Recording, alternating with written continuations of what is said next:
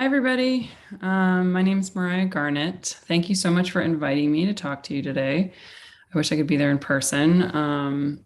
It was my intention to be in Ireland right now because I have some work in a couple of shows.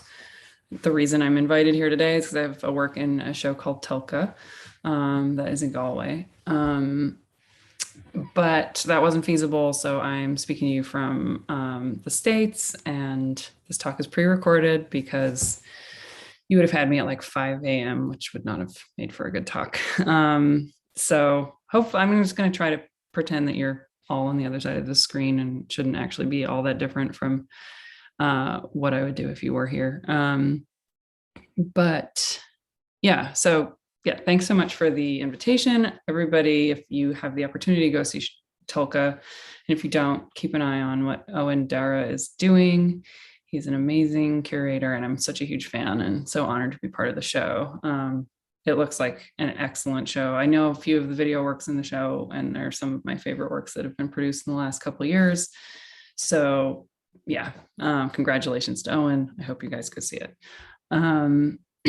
So I don't really know what I'm getting by way of introduction, but I'm going to give you a little bit of an overview of my practice and talk a little bit about the new project. I am primarily a film and video maker, moving image artist, and I work a lot in single channel video, but also multi-channel installation. And my work is very much project-based, so one work will often generate multiple iterations, kind of in whatever material makes sense for the work.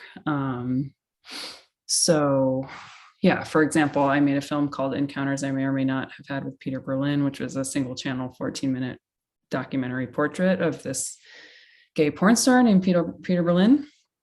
And then I also made an installation version of this by the same name that looks radically different, where there's two projectors projecting off a disco ball and sharing one strip of film. And it's like the images are like all around the room.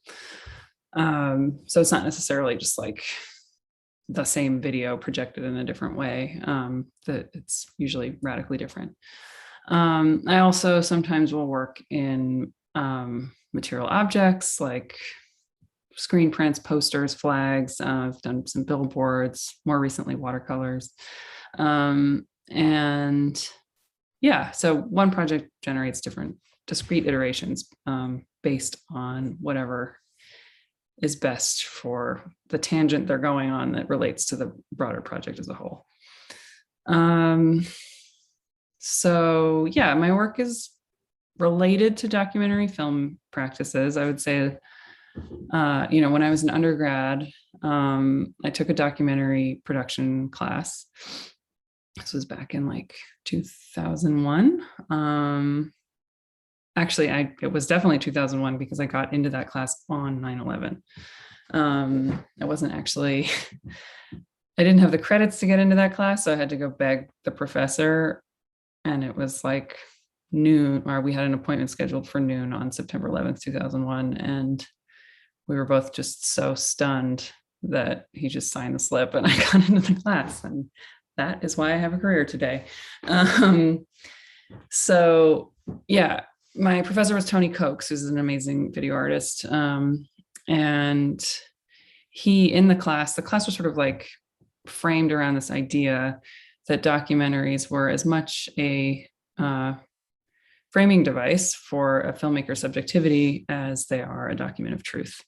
And we're all, 20 years later, we're all savvy media consumers, and we know that to a certain degree. But back then, when I was 20, it like totally blew my mind. So I've kind of just taken that idea and applied it to all of my projects and tried to sort of push and stretch that idea as far as possible. So rather than being documentaries, I think of my films as being, or just all of my works as being sort of like replicas of relationships. So rather than trying to tell a true story about another person, I will sort of compile scraps, like evidentiary scraps of the relationship between myself as a filmmaker and them as the subject of the film. So when I say scraps, I mean, I often use a lot of different camera modes in one film. So rather than like, I mean, sometimes I'll sit someone down and interview them, but it'll usually be interspersed with other modes, other cinematic modes. And the effect, the goal is that there will be this sort of centrifugal force effect with like the subject at the center, our relationship at the center, and then just all these different types of media circling around this central figure, central relationship, that create this different kind of picture of truth, or a different type of truth, maybe like a more emotional truth. And I'll include elements of fiction, or often reperformance, and specifically impersonation. So I often impersonate the people that I'm making a film about, as a strategy for understanding them better. Or I'll sort of like play an exaggerated version of myself. Like whenever I'm on camera, I'm pretty much always performing to some degree. So, I mean, I'm even now, I'm pretty much just performing myself. So it's not like it's a pretty subtle performance, but it is a performance nonetheless. What else can I tell you by way of introduction before I start showing you things? Yeah, I mean, that's basically it. My works are generally just portraits of relationships instead of a conveyance of truth with a capital T. Like I'm never trying to make a statement. I'm never trying to get something. I think something I've been thinking about a lot lately is like extraction. And I have a lot of sort of like ethical questions that I ask myself as I'm making something. And I think this question of extraction is a big one for me.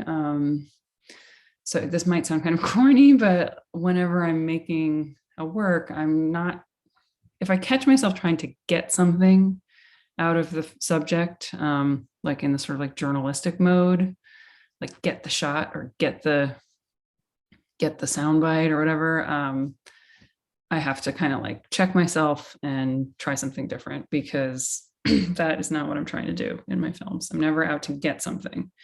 I'm out to give. I know that sounds kind of dorky, but it's true. Like I think for me, I'm more concerned with what I can give, not necessarily to my subjects, but like to an audience, or to my subjects, or to my collaborators, or what is the thing that I'm making serving, rather than like what can I get.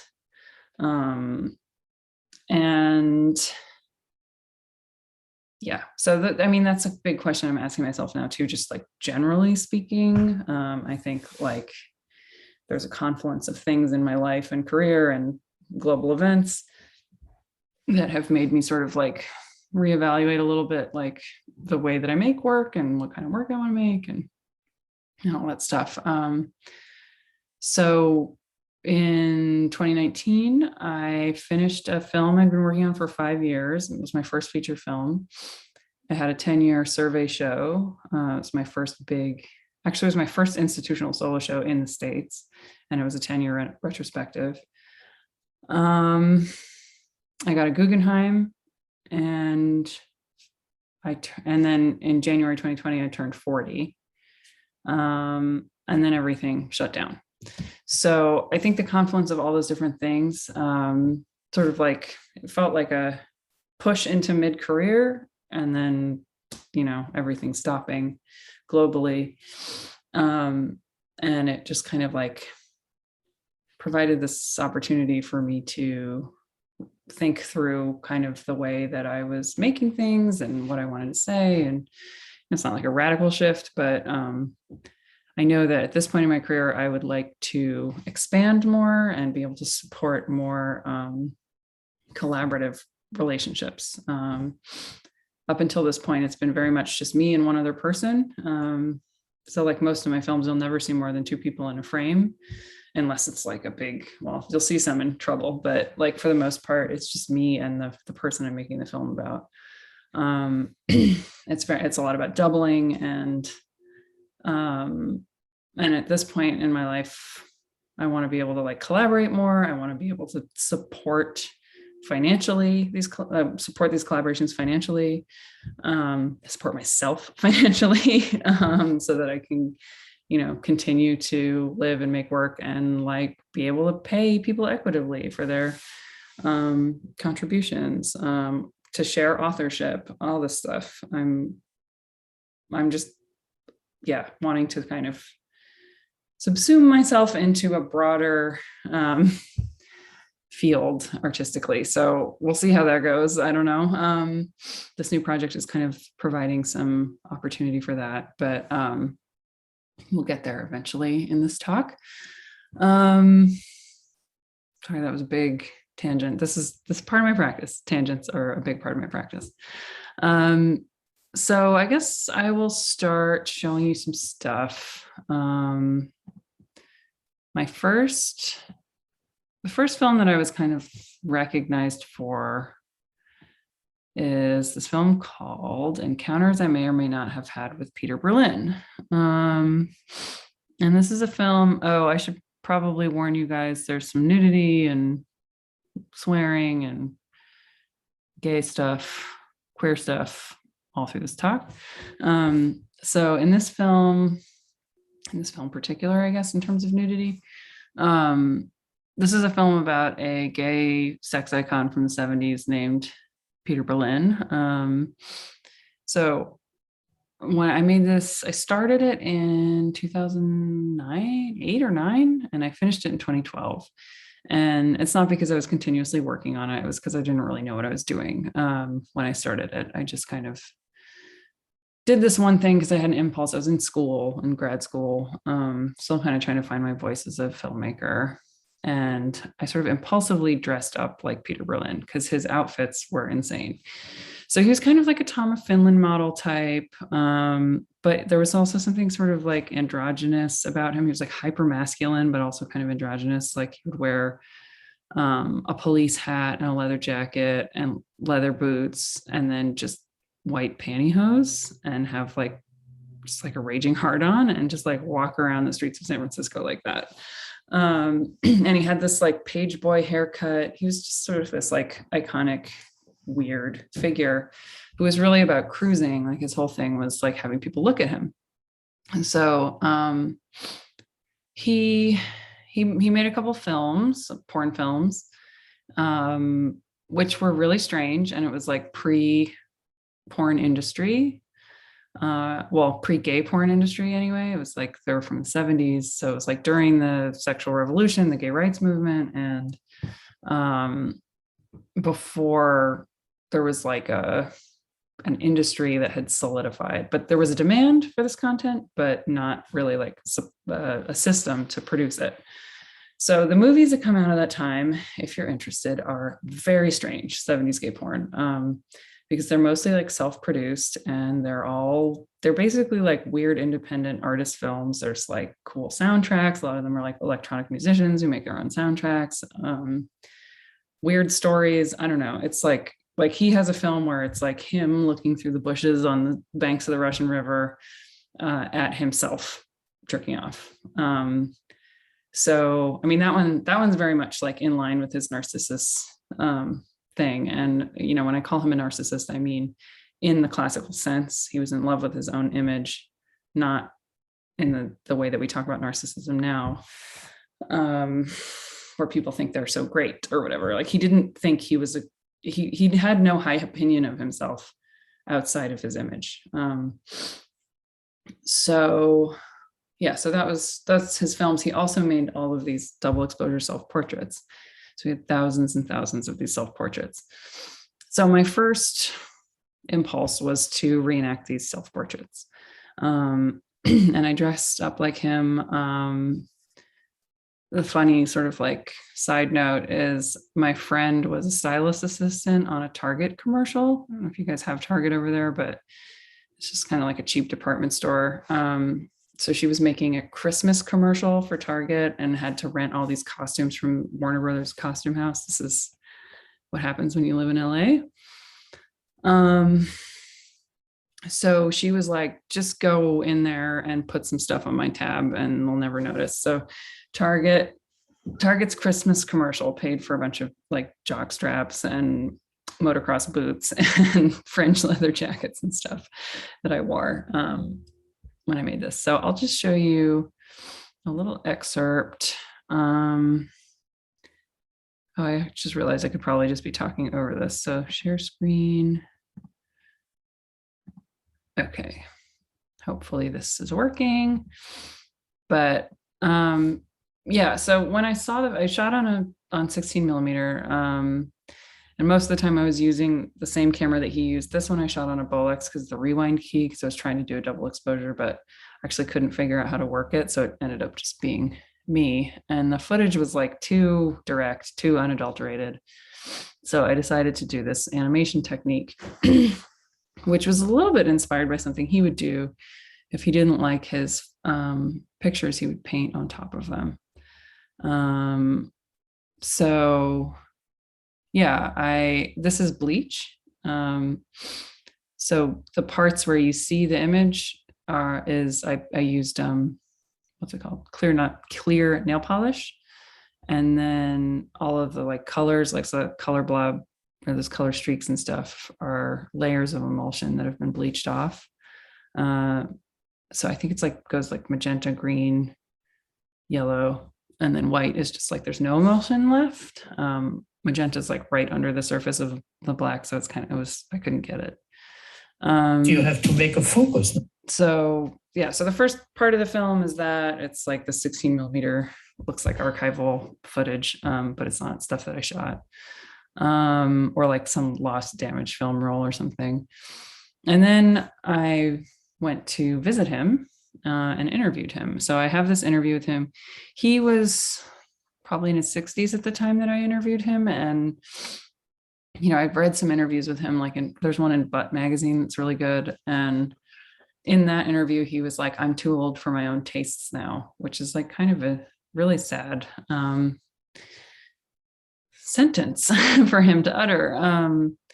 So and he talked about how he doesn't like seeing himself anymore. And when I contacted him about doing this, he was like, I don't like the way I look anymore. He agreed to do it, but he expressed some kind of like reluctance to be on camera, but like wasn't going to say no to me. So I was like, well, I don't want you to do anything you don't feel comfortable with. Let's come up with a solution. And he came up with this idea based on a Marlene Dietrich film. There's a documentary about her where she never appears. It's just like you see her shadow or her silhouette and then archival footage and images of her. So I was like, sure, let's do that. So you never really see him now, but then the other, sometimes like the concept will click after the fact for me, like as I'm editing or something. And I realized, I was like, well, this film is kind of about like two people trying to embody an image or take on a persona that doesn't exist anymore. So he might be Peter Berlin and the man who invented this character, but Peter Berlin is a pseudonym and a persona. It's not him, the person. And Peter Berlin at 60 isn't Peter Berlin. It's someone else. Because Peter Berlin, the icon or the image, only exists in this like sort of well-muscled 30-something-year-old form. So I think like it actually kind of worked conceptually as like both of us trying to grasp at this persona or this image that like was no longer feasible or not like readily available to either of us at the time it was made. So I'll just show you a little bit of the interview. Yeah, completely out of focus. Or maybe that's one doesn't get it as sharp as one is used to. Fine. It's not sharp. No, yeah, because it's not in focus at all. Oh, really? Why not? When you see it later and it's not in focus at all. Mm-hmm.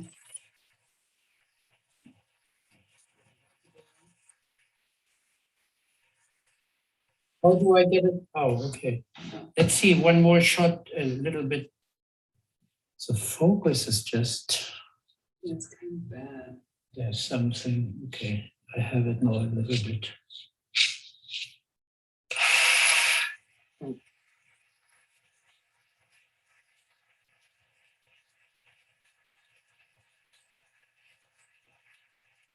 Oh, oh my God, it already. It's you? Yep. I don't know if you recognize any of the photos that these are based off of. No, yeah, no. I see the similarity. I mean, sort of in a quick glance, I would think, yeah, it's me. Really? Yeah. No. It's because it seems that you know, the hair at that time, the long hair, and your frame is sort of very much the proportions. Okay. Yeah, no. No. I mean, so then, my God, then I really was inspiring you. Yeah. Yeah, so it kind of goes back and forth like that. This is a life-size cutout that he has of himself in his house, and that's his hand. Yeah, so it winds up being this kind of sweet exchange between queer generations talking about making images. And yeah, that's the film. So the other thing, so as I was working towards completing this, like I did it very much in stages. I did the first part, put it away, didn't really know what to do with it. And then, is my screen share still on? Oh, it's not. Okay. It's like, even though it's pre-recorded, we still have our tech issues. So as I was working towards, sorry, I'm really bad at talking and doing things on my computer at the same time. As I was working towards, oh my God, okay, I'm just going to stop talking for a second and look for this.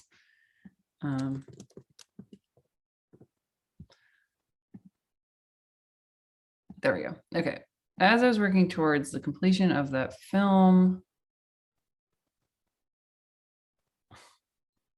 well, I was trying to show you a video, but I can show you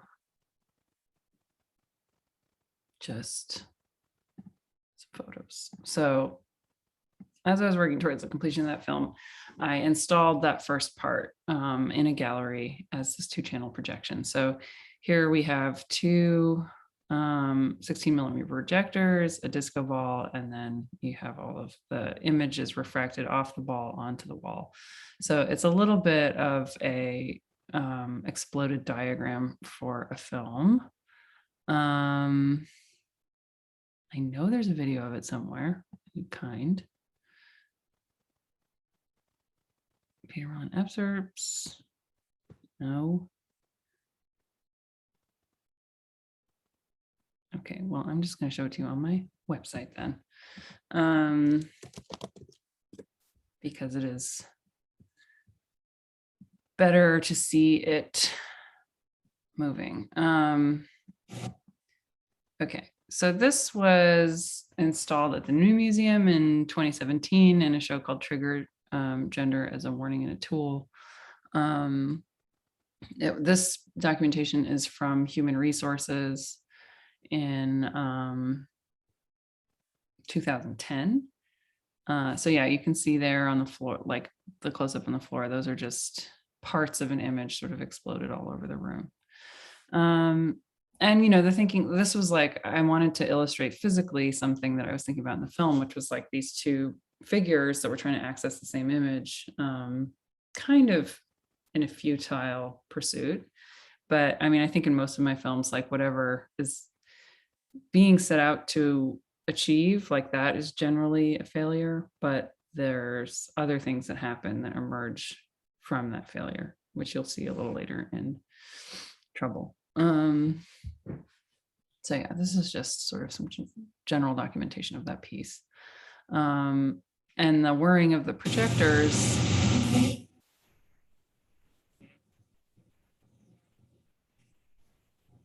is really loud and kind of a big part of that work too. Yeah, so somebody described it to me as like the breath of a dirty old man on the back of your neck, which I appreciated for that film. Okay, so yeah, that was 2010. And no, that was, sorry, 2012. I finished it in 2012. And then that film like kind of got me a little bit of recognition. And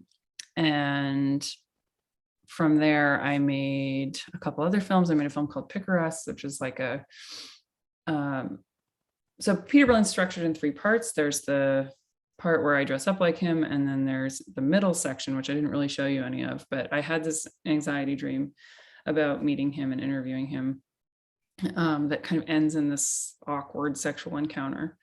And then in the 3rd part, I actually do meet him and interview him. So this is like 3 discrete parts that go sort of chronologically. And then for Picaresques, which was my CalArts thesis film, I finished in 2011.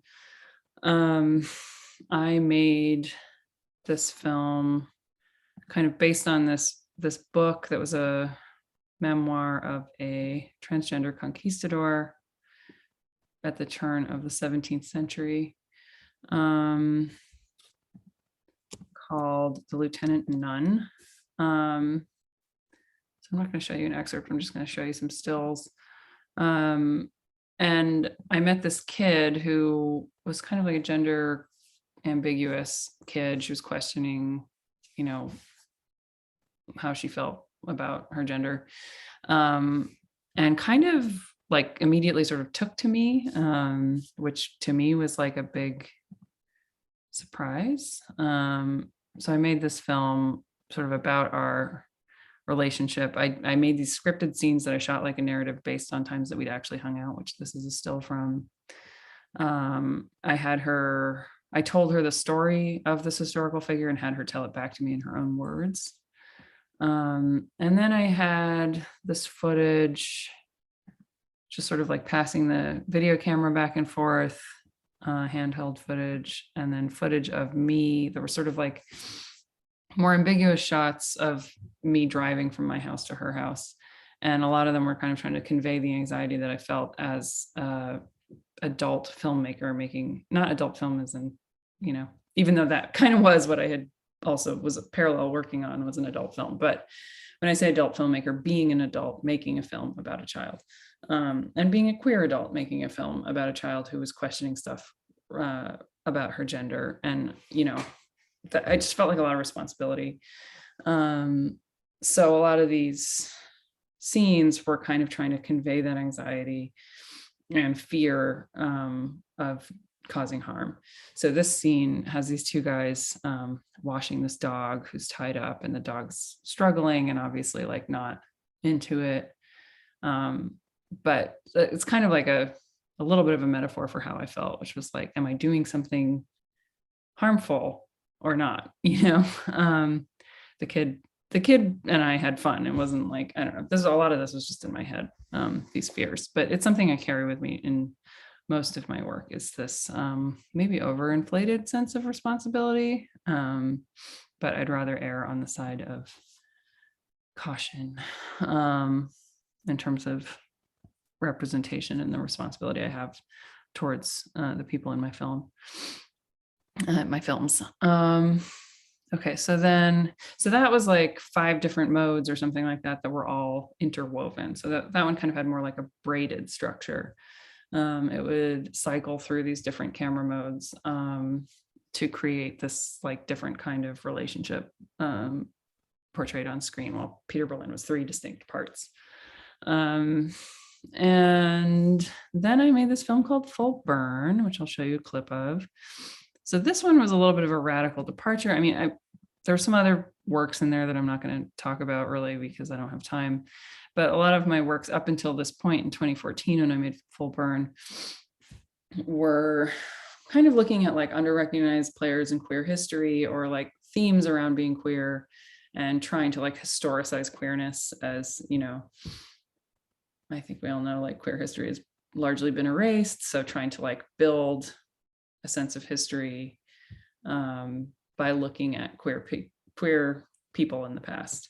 And I think I sort of like take, like, you know, being a part of a demographic or whatever whose history has been erased, and I know queer people aren't the only ones whose histories have been erased. You know, I have a preoccupation with the way that stories are told and histories are told in particular.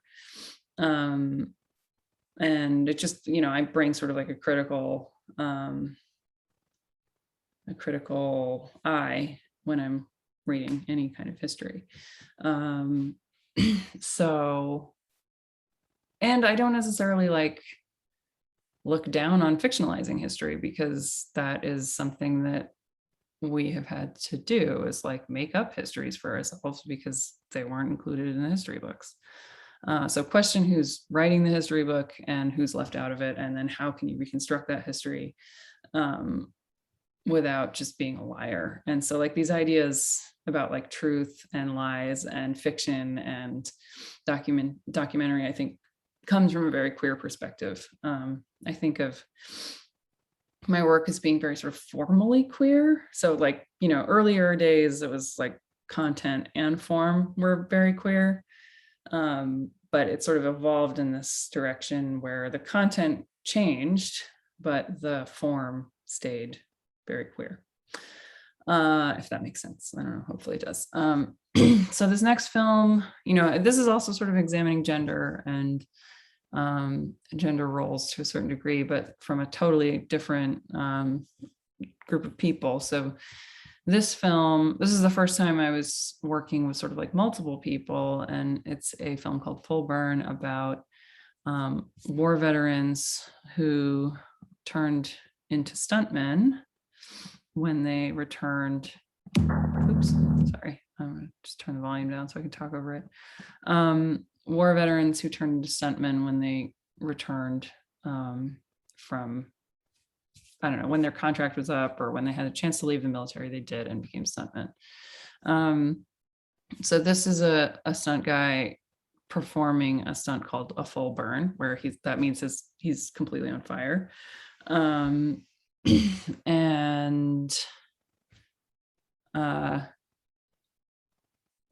I had the soundtrack composed that is totally underwhelming on computer speakers, so I'll spare you it, but it's a lot of low frequency sound, and it's doing this phasing thing between speakers. So it's like, it's kind of like one sound wave that's like offset by like one frame. I don't know if this is like describing what I'm talking about, but it's like, if this is a sound wave, it does this. And so the sound is kind of like pinging between speakers, and it creates this sort of like body anxiety. It like rumbles through your body and makes you feel ill at ease when you watch this, or at least that's the idea. So I'll just like put the volume on for a second once this is done. But I ended up interviewing 4 different stunt guys. Originally I just wanted to make a film just about this one guy, but it was taking a long time to get him in front of camera, because he was like doing this job where he was traveling for like 8 months. So in the interim, I did some research where I interviewed a bunch of different stuntmen, or actually just war veterans, special ops war veterans mostly. 2 of whom were stuntmen, and one of whom became a rolfer, which is a kind of like extreme deep tissue massage, sort of physical therapy. And I based my questions off a film by Werner Herzog called The Great Ecstasy of the Sculptor Steiner, and sort of like asked them, but that's about an Olympic ski jumper. So I was asking them about like their fear of death, similarities between the military and Hollywood, if there's ever a time on set that reminded them of their time in combat, you know, like where they were reenacting combat or something like that, and the lines blurred. And yeah, so it's very much about like white American masculinity, this like archetype of the hero. And I was thinking a lot about labor and these two like giant machines of industries, Hollywood and the military, that are weirdly structured in a strangely similar way. And these bodies that are sort of spit through them as, you know, raw material in a way, or at least thinking about their labor, and their bodies as part of that labor. I'm kind of trying to think about it that way, as opposed to like this archetype of American heroism, which is like a white soldier or, you know, a white hero who like jumps out of a helicopter to save the damsel in distress. So I'll let you watch the first couple minutes of this and I will shut up.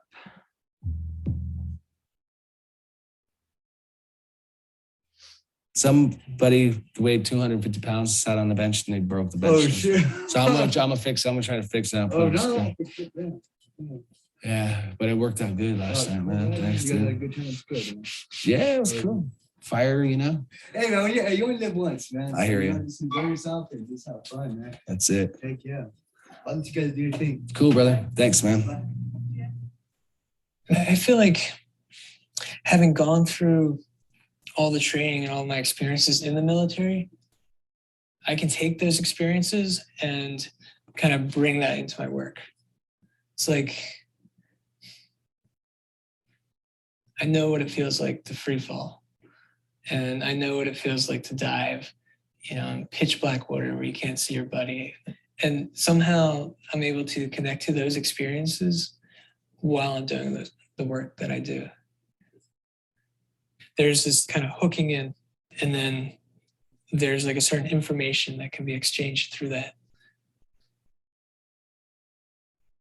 The only question I hate when people ask is like, have you ever shot and killed somebody? It's like, how the fuck do you answer a question like that? And I've had on 2 different occasions somebody asked me that. I was just like, really? You know, does your like sister like to take it in the ass? It was in 2009. So we're really training the local military and the local like police forces to kind of handle their own more. What was that like?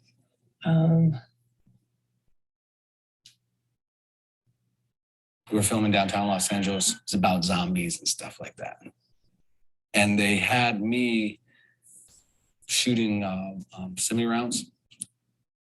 I'm just trying to think how I can phrase it. They handed me an AK-47 and it was literally shooting flames out and it was making a sound like a real gun. And there was, I don't necessarily say it caused a traumatic experience, but it definitely brought me back to being in combat. There was like for maybe a split second that I feel like, you know, okay, you're firing weapons at people. In the US, people can be very, like, there's a certain like amount of like nationalism, and people like can be very like patriotic and really believe in their country. And I think it was a little frustrating to see that there wasn't as much of that. When I first came into the Marine Corps, I was actually going to school as a theater major. It was super spur of the moment. It's sort of surprised because I didn't talk to anyone about it. I didn't like ask my parents about it. You know, I just went and did it. They were recruiting junior national champions from boxing, wrestling, judo, and taekwondo, all combative sports, thinking if you're a fighter, then you'll be a good soldier, which is probably a good idea, which is probably smart. It didn't come from any deep-seated feelings of patriotism or sense of duty necessarily. I just wanted to understand what that life was all about. Well, I come from a long line of men who served. My grandfather, my father's father, told me that the Perrys go and fight, boy. Perrys join and we fight. At 18, when I swore in, at 18, don't really know what you're gonna. At least I didn't know what I was gonna do with my life. I didn't know. How old are you, Mariah? I'm 34. Okay. Well, you know what you're doing then. Okay. Yeah, so that kind of gives a little bit of an idea of how I structured this film. So I had these two, it was split screen for most of the film, and I was just kind of trying to weave back and forth between the different guys and sort of blur the lines between what they were talking about, like whether they were talking about the military or they were talking about stunts, their training for both. So yeah, and I think like whenever I approach a subject, I try to find points of connection and something that I like about the person. So I'm never really like, I think this is actually one of the things that I'm struggling with the piece I'm working on now. I'm looking for points of connection, and it always kind of comes out of love or at least some kind of fetish. So a lot of the films will be about sort of like a projection onto another person and then unraveling of that projection to sort of reveal a different, not necessarily truth about the person, but like truth about my projection of that person. Or I'm usually my opinion changes by the end of the film, and hopefully the audience does too. And it's not necessarily the opinion about the person, but maybe the opinion about me, or yeah, anyway. So with these guys, you know, we're culturally very different. And I think, you know, for me, I was like looking for, I don't know, just like coming with a positive, from a positive place, I think gets me far in my own work. I never want to be, like I said, never trying to get something out of someone. I'm never trying to like have a gotcha moment. And like the guy in the beginning, Frank, the motorcycle guy, was like, I hate it when people ask me if I've shot and killed someone. So I never approached them directly about that. I never would have even dreamed of doing that.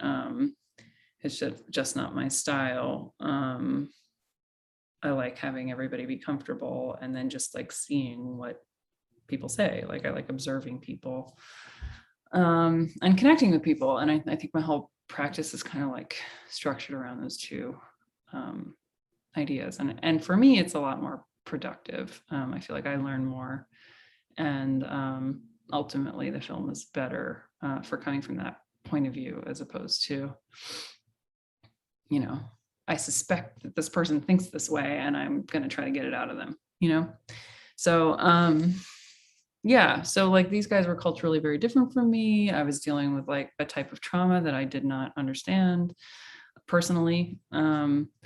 But I was also, so the person getting the massage, that's me. I was having kind of struggling with how to put myself in the film and like use my own, like put my body on the line and use my own body as a cipher for my own subjectivity, because I felt like I needed to get myself in there some way, not just because it's like what I do, but because it's a way of like reminding the audience, you know, that this is a manifestation of my perspective, my interiority, my subjectivity, not like the truth about these men. So I got a massage from Bill, who's an ex-Navy SEAL. And he was talking to me a lot about like the physical realities of being a soldier and coming from like a, you know, body work perspective on that, which was interesting to me. But so for me, in terms of points of connection, like I come from a family with a lot of men who served. And I also had like a really bad accident when I was 20. It was like a near-death experience. And like my response to it was not like get back up on the horse. It was, I mean, it wasn't a horse accident, but but I'll use the horse metaphor. It wasn't get back up on the horse. It was never go near a horse again. So, you know, these guys had the opposite response. They served in war. Like one of the guys was like, my first audition for a burn stunt was they asked me if I'd been on fire before, and I said it was when my helicopter was crashing. So to me, that was like, I was like really struck by that you would go through a traumatic event and then choose to reenact it as your job when you didn't have to do it anymore. So my questions were kind of like, is this a personality type? Like, why? And I don't know if I got to the bottom of that question, but I do think some other stuff came out of that film. So from there, I made my film Trouble. I started on it right after I finished that one. And Trouble is a film about my relationship with my dad.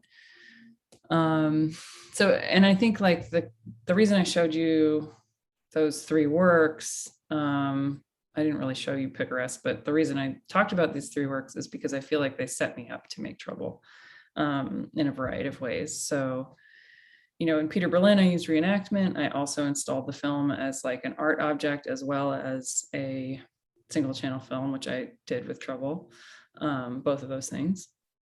Picaresque uses this braided structure, which Trouble does. It cycles through all these different camera modes. And it deals with historical material as well as contemporary stuff. And then Full Burn is dealing with masculinity, war, and trauma. And that is what Trouble is dealing with. So Trouble, it's about my relationship with my dad. My dad is from Belfast, Northern Ireland, and he left in 1971 at the age of 19, I believe. He was raised in a loyalist family, and as a teenager became involved in the People's Democracy, which was for those of you who might not be familiar, People's Democracy was a sort of like socialist civil rights activism group in the late 60s. It's where Bernadette McCalskey or Bernadette Devlin came out of. And it was a group of students and working class folks trying to sort of organize to they were sick of the sectarian divides. They were seeing what was going on around the world with these sort of like uprisings of youth culture. And it was related to, you know, the Irish struggle and the partition as well. So it was kind of like wanting to create this new way. And, you know, we're looking for better housing, for one man, one vote, for universal suffrage, which didn't exist at the time. So better housing, better jobs, no sectarianism. The conditions for working class loyalists and working class Catholics were not great on either side. So they were trying to do this new kind of thing that hadn't really been done before, or I guess it had, but I don't know, it was the 60s version of it. And my dad was really inspired by it and joined the cause and went to all the civil rights marches and stuff, and it completely alienated him from his family of origin and the community he grew up in. And then when he was a teenager, he was dating Catholic girls and went on the news because he had this Catholic girlfriend and he was Protestant, and BBC approached them to do like a human interest story about them. And just framed it all around marriage. Like half of the interview is like a BBC narrator telling their story, and just kind of like holding them up as this like Romeo and Juliet story, like beacon of hope for the nation. Like, you know, if only Catholics and Protestants would marry each other, then the Troubles wouldn't exist, when they were actually both totally politically active. And, as teenagers, like, however, they might not have been like the I don't know, firebrands of the movement, but they were like politically involved and engaged. And that was just all taken out of the piece. And it, kind of didn't necessarily put a target on their back, but it made them visible in a way that was uncomfortable. And they broke up immediately. And then my dad left the country after some sort of like threatening encounters with both with both sides. Nothing like direct, not like a direct death threat, but, you know, rumors that people were looking for him and just sort of vaguely veiled threats, I guess. Just sort of like he shouldn't have done that. So he left and never came back. And then 10 years later, he met my mom in a youth hostel in Athens, and they had a short-lived romance, which is where I came from. And I didn't meet him till I was 27. So at the time I was conceiving of this film and starting this film, the thing that gave me the idea for it is that he was starting to reconnect with his family of origin. And I was like, oh, great. Okay, I'm going to make a film about this. I'm going to make a film about me reconnecting with him, because I had only known him for like 5 years at that point in person. And we'd had very little contact, but, you know, I'd gone over, he lives in Austria, so I'd gone over a few times to see him there. So I was going to make this sort of like parallel story type of film, which didn't happen because he didn't, I thought I'd bring him back to Belfast and he'd meet his family, and I'd, you know, document the reunion, and it would be this parallel story of me getting to know him and him getting to know his family against the backdrop of this civil war, and kind of like, you know, ruminating on diaspora and the consequences of conflict. That didn't totally happen. I mean, it happened kind of, but not exactly the way I thought it would. And what happened is I went to Belfast kind of in his stead, and then dressed up like him as a young man, reenacted that news footage, and also did this sort of like verbatim performance to interviews that I had conducted with him during my time in Vienna. So I'll show you a clip of that now. Yeah, and kind of, you know, I like to call it a failed movie about a failed relationship set against the backdrop of a failed revolution. So where is my trouble clip?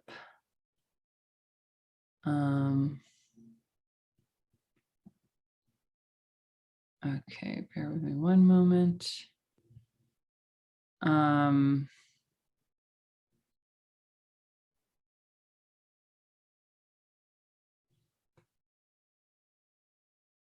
Okay, here we go. So this is just a little clip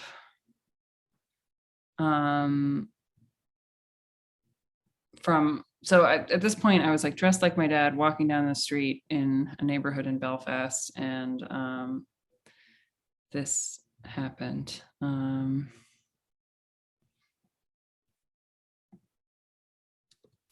going yard line. Give me some say. Sorry, I gotta rewind it a tiny bit.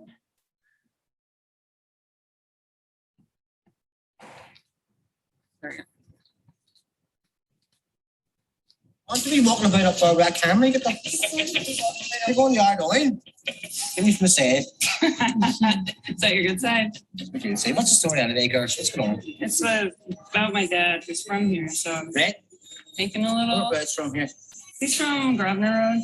That's the one you're from, brother. I know. What's the story anyway? What's going on about? What's going on? I'm just making a little film about my dad because Where is he? Tell me about him. Who is he? it's just I know him. What is he?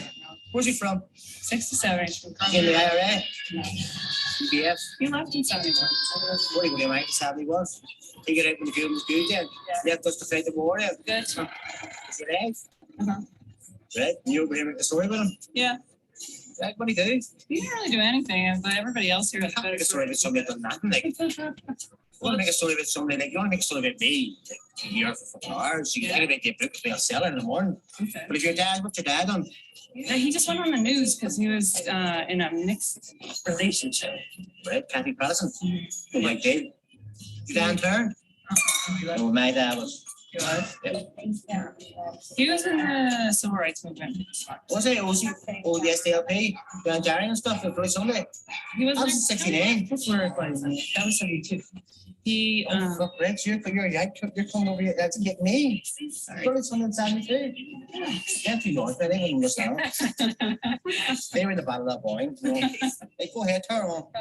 we're going back. Turn on. We're gonna go back now. Call back over here. No, maybe later. This one, joint. We're still working.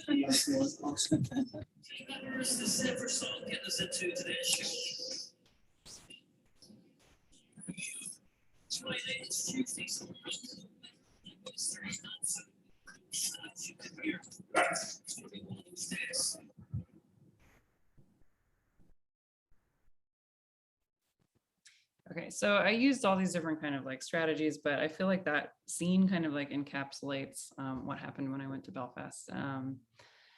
And yeah, so it's kind of like I was a little bit of this American buffoon when I got there with a very limited knowledge of the Troubles. And I think like that was a little bit of a strategy because then I was able to like learn on camera and bring American audiences with me, but also to an Irish audience or an audience that like was more familiar with the Troubles.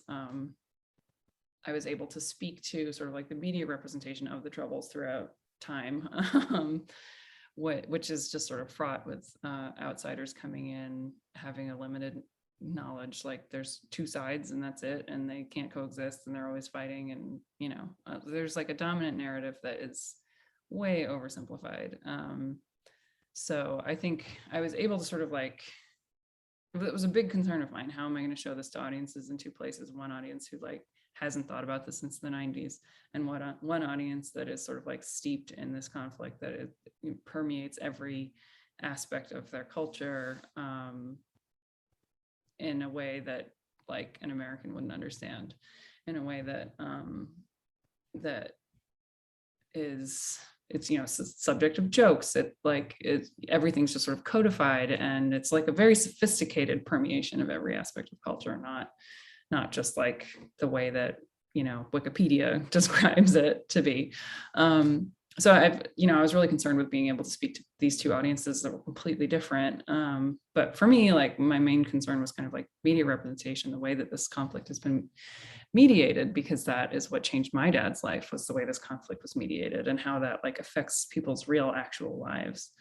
So it had a big relationship to, you know, my own concerns as a filmmaker and journalistic responsibility and all these things, or the responsibility of like a documentary filmmaker.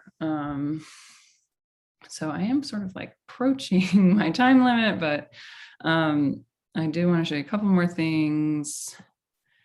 As I was making that film, I made another thing called Other and Father, which was installed in Belfast at the MAC, Metropolitan Arts Center, in my first ever institutional solo show, which was curated by Owen Dara.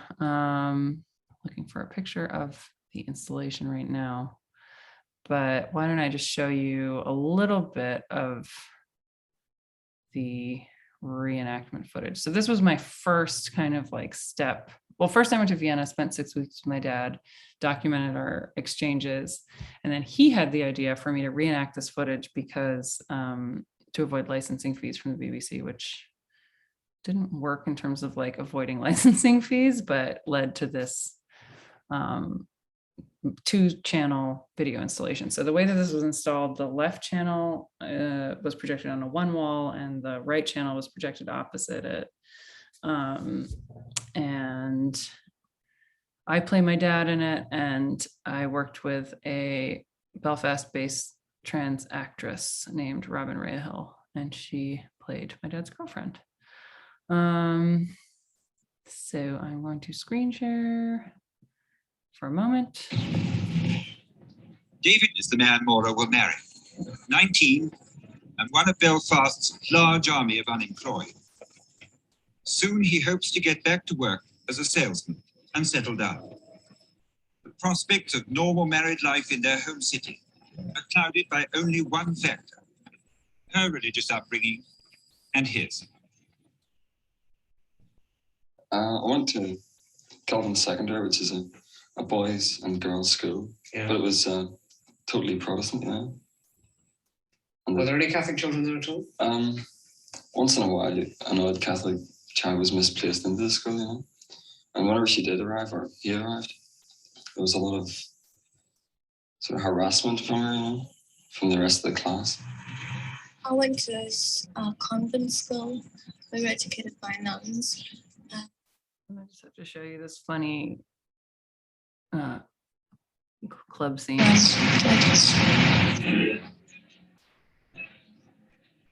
But the youngsters, even of Belfast, forget sectarian divisions in the pursuit of youthful kicks. When David met Maura, nothing was further from their minds than the antagonisms that rend Ulster.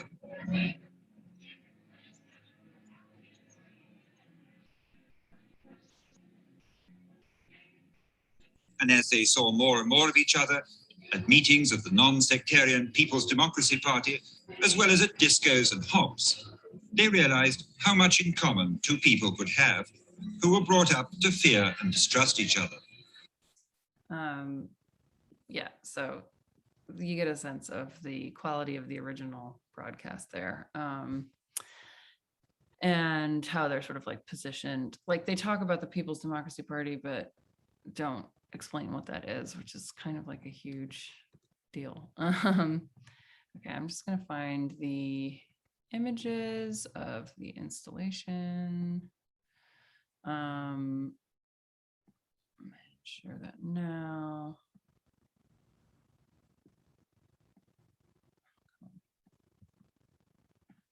Okay, you're getting a very authentic Zoom experience here. So this is how it was installed here. You can see there's the two screens projected opposite each other. And this is from the Sunken Gallery in the MAC, the Metropolitan Art Center. So you walk down the stairs and then you see this, which is normally where wall text would be to explain the exhibition. But this is excerpts from my diary from when I first met my dad. And then on this wall, there's a monitor with him watching the original footage for the first time and kind of talking me through it and being like, what, that's not true, that's not true. And it actually turned out it was the first time he'd ever seen it. So I want to at least address the new work that I'm making in the few minutes that we have left. So yeah, so this is a film, Trouble was a film that took me to another country and another culture, a place that I was not raised, but that I do have some very abstract connection to. And what happened actually as a result of this film that was completely unexpected, you know, I did kind of expect that it would bring me closer with my dad, and it did. But what I didn't expect was how close it brought me to Belfast and how much of an intense connection I felt there, and how many close friends I made, and sort of fell in love with the city. So I wasn't really expecting that. And there were no answers really to any of my questions, but more of a kind, you know, whatever answers I got were very much like, in terms of, there were lived experiences. Like I really felt like I couldn't understand anything about the Troubles, about Northern Ireland, about the conflict, about Belfast without being there. And it was really true. It was like, I tried to research, I tried to read, but I just didn't understand what anybody was talking about until I spent there. And it didn't even take me very long to sort of absorb it. It took a long time to absorb and understand, and then reabsorb, and then understand how many, you know, infinite layers there were to the conflict and to the representation of the conflict, and then the way that that permeates culture and affects people on a granular level. Like, I definitely don't understand that. I don't think anybody does, but I got to the point where I understood that that was happening, and that's not something that is presented in any kind of, you know, encapsulation of the conflict. Even like even the tourist experiences there, but like, you know, I felt it in a way that I didn't reading about it, but then even just that initial feeling was just the tip of the iceberg. So that kind of brings me in very roundabout into the new project, which is the first iteration. I'm calling it like the other and father to trouble of this new project. So it's stemming from an archive of materials from a family member. And it's taking me to Cairo, which is a place that I have never been and, you know, don't, in some ways, like have no business going to, just like Northern Ireland. But I'm going there on Saturday. So long story short, my great great aunt lived there in the 20s, 30s, 40s, and 50s. And she was a composer and a spiritualist, and got there in 1924, bought like 1,000-year-old head sculpture at a market, and it started talking to her. And she believed that it was inhabited by an ancient spirit, and in collaboration with the spirit, that she wrote an opera about Akhenaten. And yeah, I mean, it's a bit of like an Orientalist cliche. And, you know, I was corresponding with someone in Egypt recently who's a filmmaker, and I'm just trying to make connections there. And, you know, he was like, oh, I know a lot of people actually who talk to spirits, but they're all foreigners. So I thought that was really interesting, and confirmed some suspicions that I had about it. But yeah, so I have this archive of materials. She transcribed all of the communications she had with the spirit. You know, she had like a 40-year relationship with the spirit, and a lot of the letters, the communications from the spirit to her are extremely flowery. So they're like, you are a goddess, you are my queen, you know, I adore you. But like, once you read them a little bit deeper, it's like, don't worry, the money will come, your opera will get made. The World War II isn't going to happen. Don't worry about that. So it was really sort of like, there's these missives from this spirit who could be real, could be made up. It kind of doesn't actually matter to me one way or the other. But like the point of connection that I have to this archive is like the need, as she was probably around 40, she was probably in her 40s when she started this opera. The question of how you sustain yourself as an artist. So a lot of the stuff that she writes about the relation to that is really relevant right now, I think. And I feel connected to that. But I'm struggling a little bit because, you know, first of all, she's dead. I've never worked with a dead person before.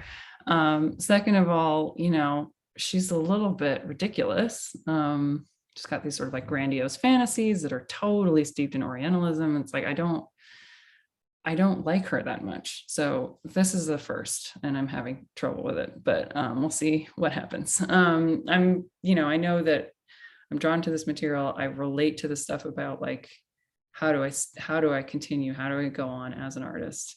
And it's going to take me somewhere. I know that much. So I started working on this project during COVID, during the lockdown, which was appropriate because like a lot of her work, or a lot of these diaries, really feel isolated. Like she's often la la land with the spirit, like astral communicating, projecting, meditating, stuff like that, rather than like being in community with real people in real time. And so I was like, well, that's kind of what we're doing right now during lockdown, is like, I don't know, I was thinking likening Zoom to astral projection. Like we're literally projecting our images and our voices and our opinions and spirits and stuff across, you know, vast expanses of space and time, when we can't be together in person. So I picked a scene that I felt was sort of related to that. And it's about these two central figures who, it's a love scene, originally romantic love scene, but I tried to strip her stage directions, the character development, all that stuff away, and just kind of have them be these like anonymous royal figures who were coming into their power through the spiritual connection they had. And I worked with these two opera singers, one of whom I went to school with, named Brianna Sinclair. She was the first trans woman to sing the national anthem at a Major League Baseball game. And she's one of the country's, if not the world's, preeminent transgender sopranos. She's a professional opera singer, this music was almost too modern for her. So it's a totally different scene, the opera world, and I'm really into it and interested in, all the technical training that they have and all that stuff. So I'm learning things on my feet here. So the first half of the film is her and her good friend who she had come in as the tenor singing together. And for me, I think a lot of this was about creating an environment that where they felt supported, both as artists and just as people. So what I tried to bring to it was a decent wage, first and foremost, making them physically comfortable, at a good place to shoot and everything, COVID person to make sure that we're doing everything right. And just kind of keep the door open to any discussions about the political ramifications of this piece, which is problematic. It's, this white lady wrote this opera about ancient Egypt, and I'm sure she intended to cast all white people in the primary roles. But so we had some conversations around what was important or what was useful or what they got out of it. These performers were Black performers. And I think being the first people to sing a piece of music is actually not that common in the opera world. So that was a big deal to both of them. They're both oh my God, we're the first people to ever present this music, especially to traditional opera singers who don't sing modern opera most of the time. I saw him in Il Trovatore, they sing old opera, and 100-year-old opera is considered modern opera. So I think that was significant, being the first people to embody this music. And, through some conversations I had with her, I know she was psyched to play a cis woman, and to be cast just as a queen, as opposed to, a modern contemporary opera about trans trauma. She expressed that to me, that she was really excited about that. So yeah, I think my approach, because I know, as I hesitate to say cis, but I'm definitely not a trans person. I guess genderqueer. But as someone who's not trans and who is white, I wanted to create an environment on set where they felt supported to be the artists that they are, and to ask any questions that they might have. But I didn't want to push them into these conversations about the problematics of the work, if they weren't interested in having those yet. It was all, we were all just kind of getting to know each other, and I have a feeling we'll probably work together again. So I'll show you a little bit of that. This is what's at TULCA, and don't worry, I'm going to wrap up soon. Since there's no Q&A, I guess I can go a little bit over. So I did this little weird mock-up of the piece, how it's installed in the space. So one second, I'll find it. Power of life is love. Okay.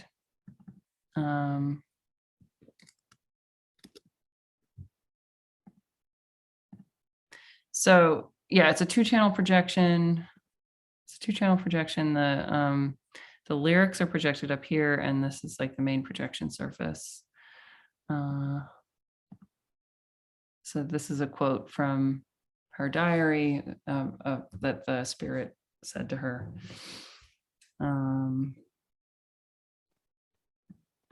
Just fast forward a little bit. Each flower will friend, him every song in each memory tree.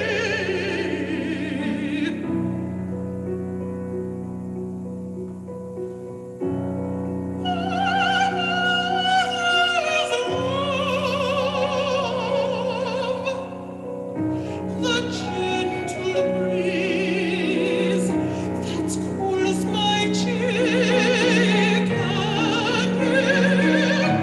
and with the autumn breeze I place my in a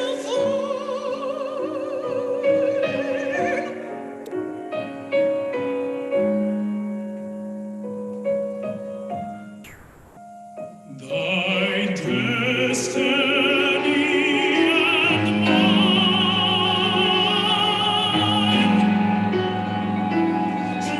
this earthly fate.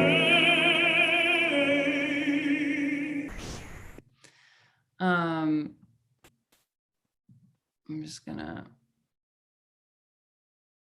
fast forward a little bit.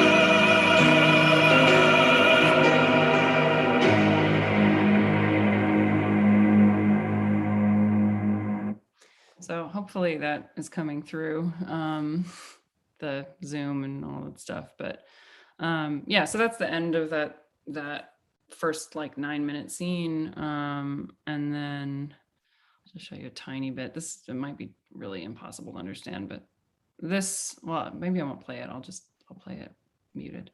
So this second half is like excerpts from the diary kind of culled together into this weird staging of a rock, and the rock is a stand-in for the head that spoke to her, which no longer is in my family. I don't have access to the actual rock, so I just used, or the actual statue, which is made out of rock, so I just used a rock because, you know, who knows what spirit lives inside of that rock.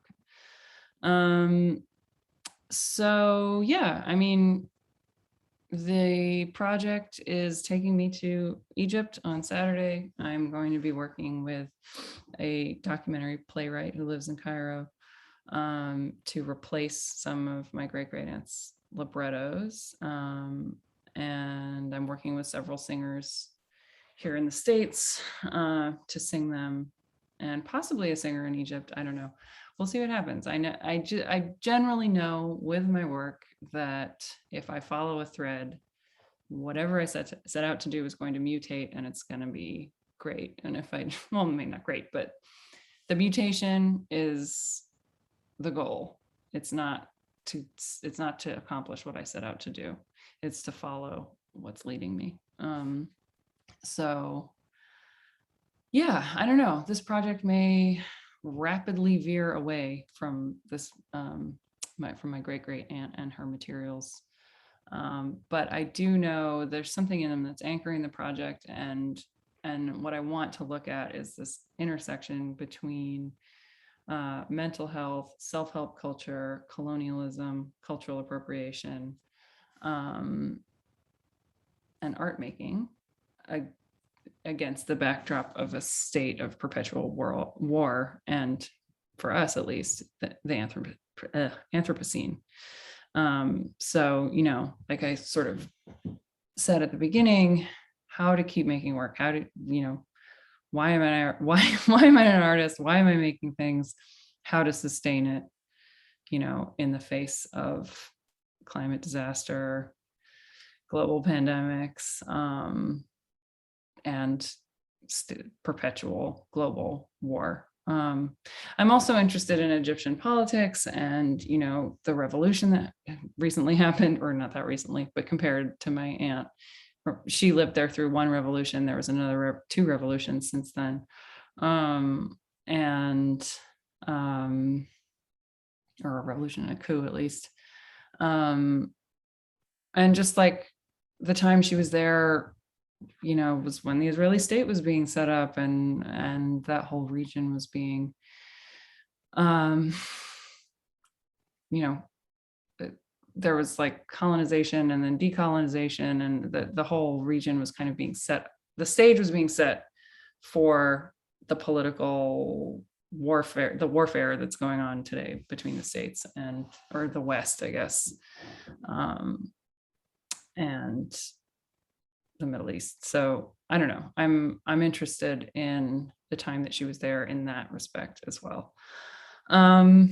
But yeah, I have a lot to learn, and I am excited to start. I feel like I'm in relationship to trouble. I'm at the point that I was right before I created Other and Father, or as I was creating Other and Father. And it took me 4 more years to finish that film, and a bunch of trips to Belfast to understand what I was even dealing with. So I'm very much aware that that's where I am right now. And yeah, I wish I could take questions. But as I mentioned, I'm not live at the moment.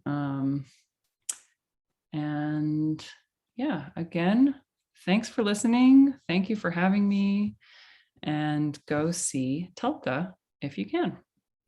Right. I hope you have a great rest of your day.